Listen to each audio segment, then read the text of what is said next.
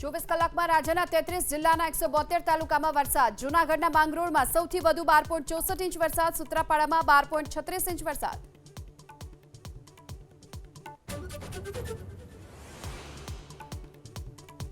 મહેસાણાના કડીમાં મેઘરાજાની પહેલી જ ધમાકેદાર બેટિંગ. રાત્રિ દરમિયાન 8 ઇંચ વરસાદ. અંડરપાસ સહિતના વિસ્તારોમાં ભરાયા પાણી. પ્રથમ વરસાદે જ નગરપાલિકાની પોલ ખોલી.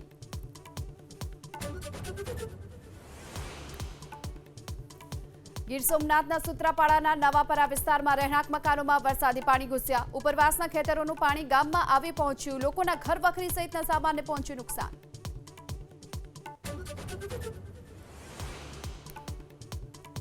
વલસાડ જિલ્લામાં વહેલી સવારથી જ ભારે વરસાદને પગલે એનડીઆરએફની ટીમ સજ્જ. કોઈપણ પરિસ્થિતિને પહોંચી વળવા એનડીઆરએફના જવાનો સજ્જ.